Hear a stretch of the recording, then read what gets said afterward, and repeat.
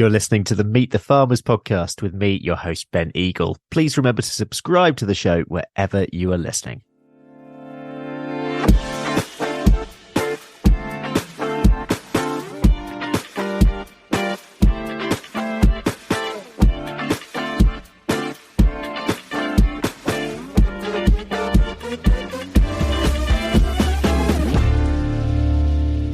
Hello and welcome to episode 265 of Meet the Farmers with me, Ben Eagle.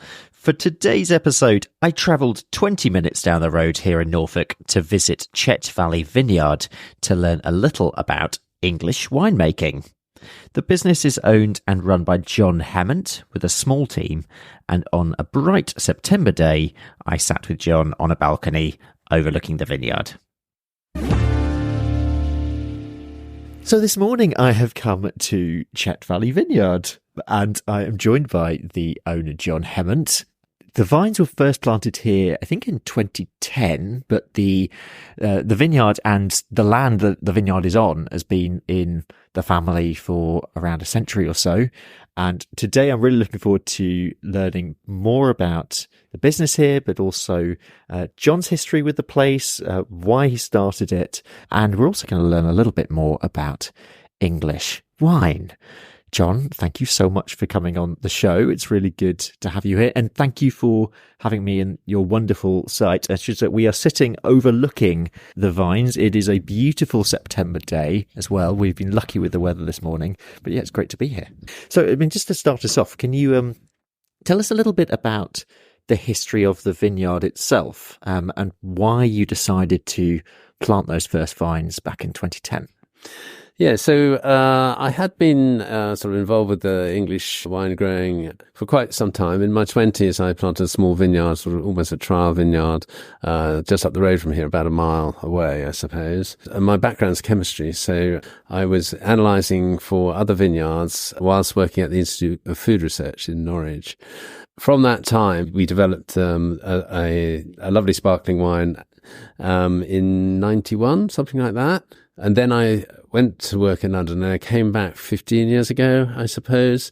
And the land, as you pointed out, was available. And it gave me a chance to plant the varieties that I had become interested in and to develop a winery of reasonable sort of size also. So that was about 15 years ago when I met Bridget, my wife. We planted the varieties that were congenial to the UK. So Sauveur Blanc, which is a hybrid, Regent, Solaris. These are varieties that yielding well and showing a good degree of disease resistance. And with global warming, we're finding that we're getting more humid weather generally, and that's making it more difficult to ward off the likes of powdery and downy mildew. But those varieties, and there's another one called Phoenix, which is a son of Bacchus, actually. It's a cross of Bacchus and the Vineyard, French grape, which gives a very sort of honeydew melon flavour profile, as opposed to the Bacchus, which is more of a sort of elderflower bouquet. And we make our Skylark, our sparkling wine, from that. And then, I guess in 2019, around that time, we planted some of the more formal varieties that we all know and love. So, Chardonnay, Pinot Noir, and Pinot Meunier. These are the sort of three that you would have in a blend, a champagne blend.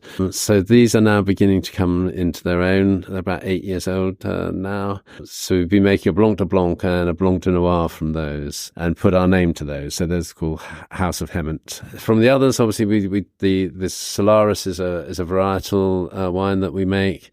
We make a blend with Pinot Noir for rosé, and we're very interested in the Schönberger grape. So we make a still white from Schönberger. And the site here itself, it's about 10 hectares. And as I'm looking now, there are vines as far as I can see up to the boundary. So what was this land before? So this was owned by great uncle Fred, bless him, and it was an arable farm, although he had a keen interest in horses. So the meadow this was a meadow, the vineyard that we're overlooking here, and there used to be a couple of hunters on here. and he was very keen. Unfortunately, the stables have now been converted to a holiday let here, and the land on which they grazed is vines as far as you can see. Yeah. So holiday let's slightly more profitable, I'm guessing. But let's hope so. Let's talk about English wine generally and where the landscape sits. In terms of there's lots of talk of English wine being an exciting future. Where do we sit at the moment with the industry in England? So this is a sort of a renaissance, really. There was sort of an English wine industry 30, 40 years ago, but it was very much, I suppose, small vineyards, daren't say sort of hobbyist, but there was an element of that. So some of the wines from those early years were not great wines, generally on account of poor choice of varieties and probably lack of expertise.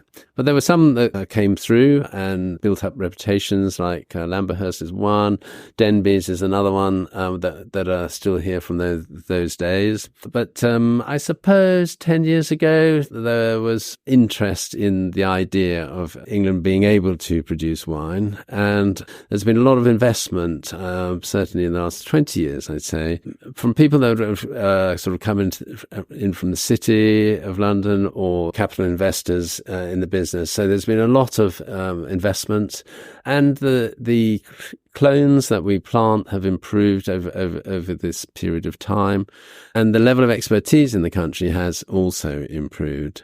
We've now got a sort of college down in Lewes, Plumpton College there. They hold out as a sort of training centre for winemakers and vine growers in the UK. So that all that coming together has increased the momentum, and because the levels of investment have been pretty high, the volumes of bottles that are being produced are increasing rapidly. So I suppose we were lucky ourselves, having planted at an early stage in relation to this renaissance of vine growing and wine making. So we've got a nicely established vineyard in a time where there's more interest in English wine. I suppose we sell most of our wine locally, actually in Norfolk, because at the same time there was a sort of renaissance in buying local. The whole sort of rise in farm shops has meant that we've some reasonable distribution, certainly locally. As the volumes increase, then we have to look further afield and look for distributors, and I guess we'd need to start looking at small supermarkets or small chains of pubs, actually, in relation to our wines. But we don't produce a huge amount here. We produce 29,000 bottles, 2/3 of which is sparkling wine. And English sparkling wine, I suppose, is gained quite a lot of momentum. I think you'll find over the next 10 years, the still wines will attract some interest as well. They have, particularly the whites, have lovely sort of crisp acidity and fruit flavours, so make a lovely cool climate wine. Not unlike, I suppose, some of the German wines, some of the Alsatian wines. And, like a Vino Verdes have got a similar character to some of and the Loire wines actually have, similar characters to the English wine, still wines. So I think, you'll see more of, still wines on the shelves, as time goes by over the next 10 years. What are your challenges as a vineyard here? And I suppose I'm alluding here to climate mostly, but in comparison to your French and Italian counterparts, say, what are the challenges of an English winemaker? Well, we are on the border. There's no doubt about it, of compatible wine growing. And so in the past, we used to have quite a lot of late frosts coming in. Frost can take 40 to 70% of your yield, actually. So frost is an issue, but if you looked across on the continent in these last 3 or 4 years, they've had it pretty hard as well, in relation to frost damage. We have become warmer, over the last 15 years. The, average temperature, has increased by about 1.5 degrees centigrade. So we're definitely getting warmer summers. I mean, when I was a boy, which is quite a long time ago now, it's very rare that you would get a temperature at 30 degrees centigrade, but now every summer we're getting temperatures over 30 degrees centigrade in the vineyard in the summer. The other side of global warming is the increased amount of rain that we're getting. So over the winter months, we're getting a tremendous amount of rain, and we're getting quite high humidities in the summer as a result of that as well. And the heavy rain also with our soil will leach out nutrients if you're not careful. So we have to be more vigilant in relation to sort of nutrients that are available to the vines. Vines do have tap roots that go right down into the infrastructure, into the subsoil. So that makes them more resilient, I suppose, to nutrient difficulties than many plants. Yes, the French are finding it difficult in the Champagne region to maintain their levels of acidity in the grape because they are warming up. So they have their own trials in relation to making a sort of crisp champagne. And so they are looking, interestingly, at some of the UK vineyards.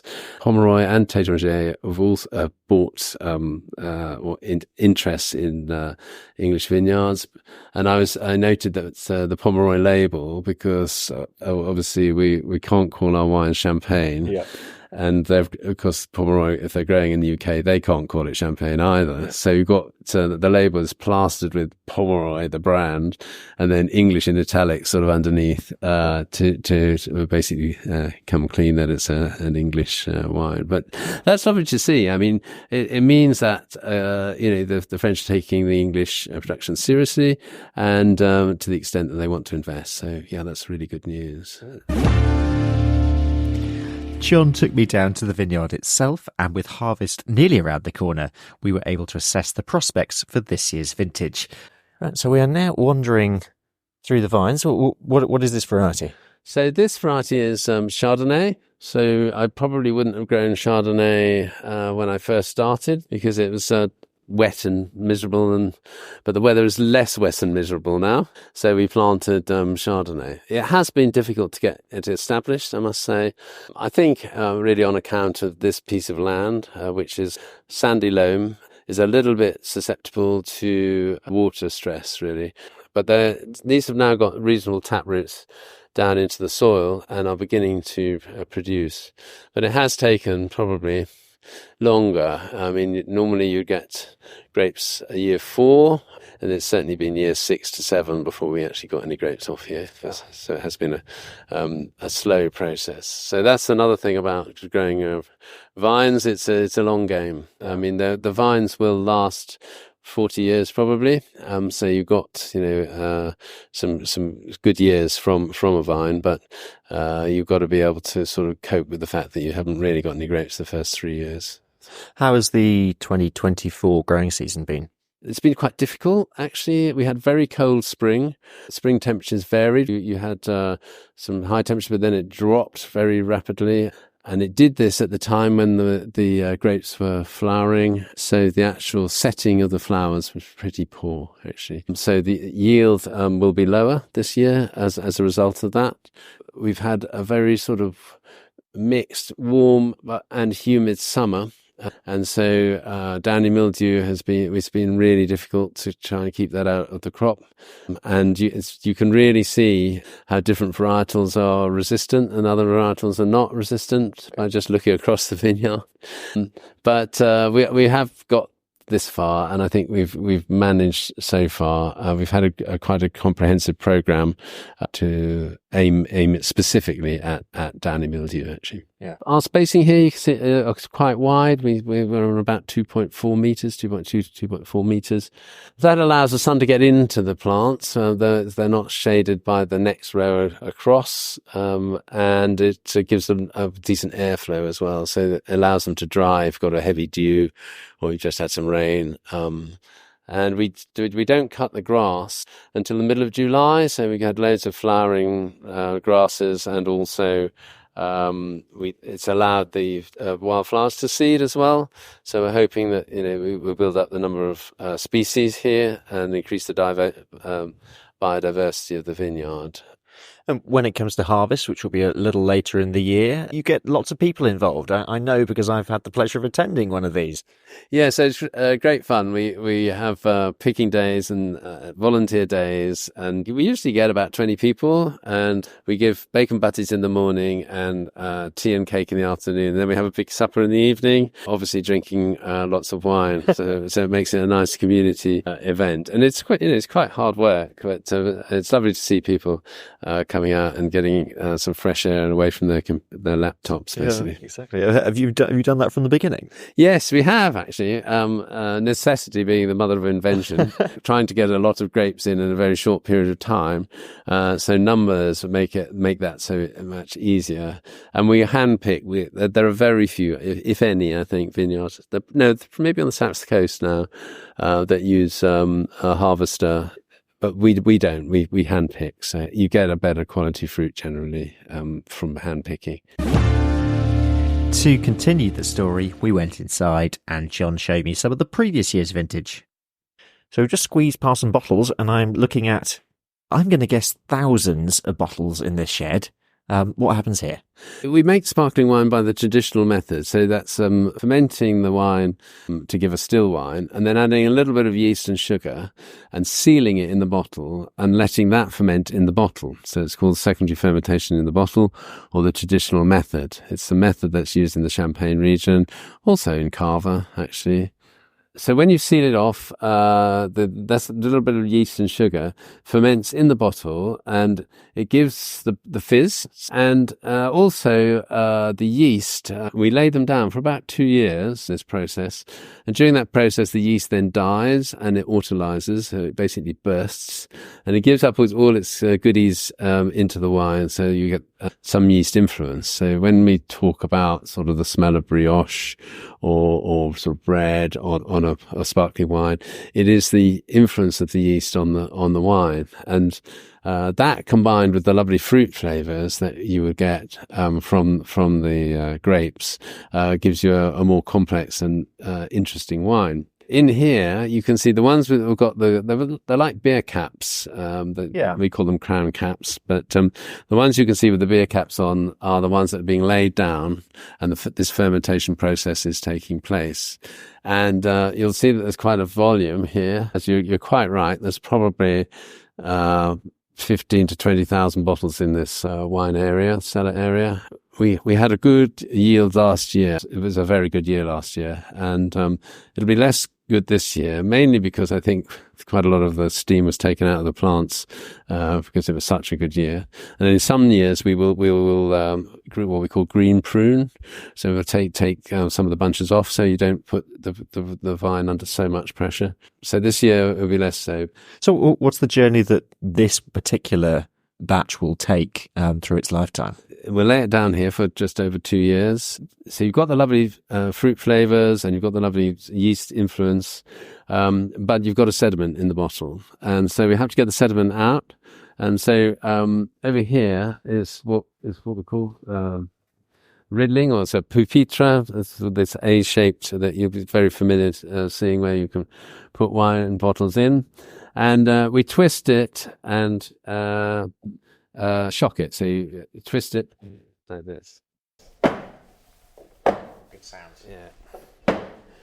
And that's knocking the sediment from the side of the bottle right down into the cap. And once it's in the cap, we can then dip that in a glycol water mix, which is very cold, down to minus 26 degrees centigrade, and freeze that pellet. And then we ping the cap off, and the frozen pellet flies out. And then we top it up and put the champagne cork and cage on. So that is the process of making a method champagne noir, or traditional method wine. And we can then label that and send that off to the market. So these are all waiting for that sort of process to take place. We don't tend to do this now, the riddling by hand. Behind here, you can see a cage which is full of bottles. And this is on a program that there'll be sort of about 50 movements over 7-day period, and gradually the bottle will turn onto its tip and all the sediment will be in the tip. So there's an automated process of riddling. Okay. And once it's made, they continue to age, actually, these wines in the bottle. So the longer it's been in the bottle, generally, the better the melding. And it tends to move from very crisp sort of apple pear flavors to more stone fruit type flavors. So apricot and peach, and finally you get sort of a honey sort of flavors coming through.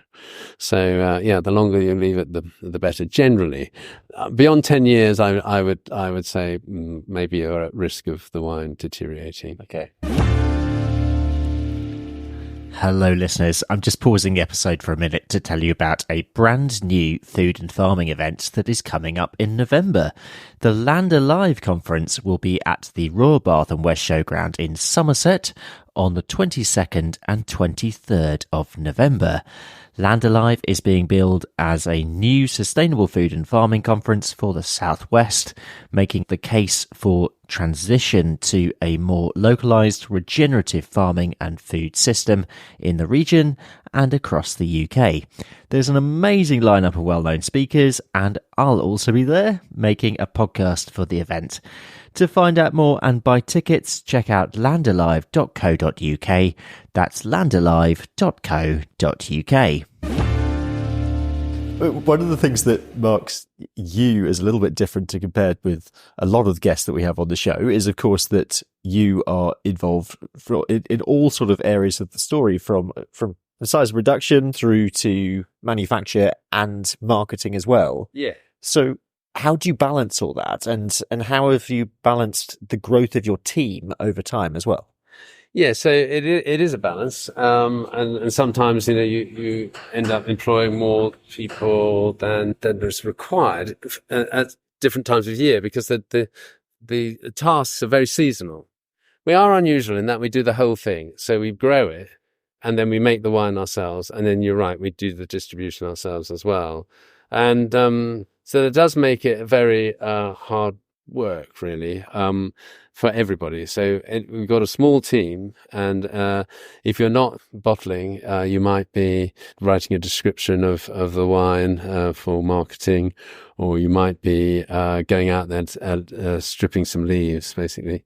So there's a lot of different tasks, but all of my staff are very good at multi-skilling, so that's great. I bet they are. And the future of the business generally, and the future for English wine, I'm guessing you're confident. I am. I think the structure will have to change probably. The looking at cooperatives might be more of a way to go in relation to keep getting the price down. The trouble with wines made in cooperatives generally is that obviously it's a mix of different vineyards, and the guys that are making the wine are not the guys that grew it.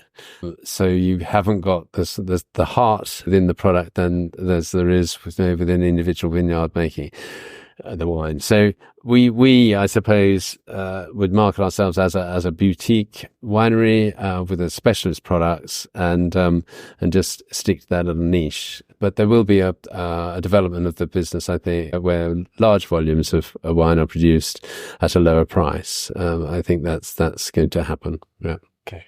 Just a couple of more questions, which I always ask everyone when they come on the show. Two very quick questions. The first is a message for the public, and the other is a message for farmers. So I'm interested in sort of your perspective as a wine grower. If you had a message for the public, any message, what would that be? Well, don't discount English wine, and if you've got a special occasion and you find a wine, an English wine you like, then, stick to it. You're contributing to a rural economy, the development of the rural economy in the UK, and you're contributing to a new industry within the UK. So carry on buying English wine and loving it. And a message for farmers? and growers? Well, in Norfolk, we say keep a troshin, which means basically be resilient and just carry on. And obviously, you have to be savvy as how the market changes. And you can see actually how farms have developed over the last 10 or 20 years, where they've been far more development of farm shops, pick your own, these sorts of different things, and the incentive of government in relation to sort of naturalizing and improving biodiversity. It does have other openings where you can, open the land up for people to come and have, a cup of coffee and a cake and a walk, and maybe a discussion about the wildlife in the area. So making guys more conscious of, the wonderful diversity that we have, both with wildlife and with plants in the UK. So there's a lovely sort of initiative, both sort of government led, I guess, in some ways, that will enable kids to be more aware, really, of what a wonderful countryside we have. And just finally, I mean, when I drive up through East Anglia, Essex, and the southeast in particular, it seems that there are vines springing up everywhere. So, from a grower perspective, and for farmers out there listening, is there room for more growth of new vines, and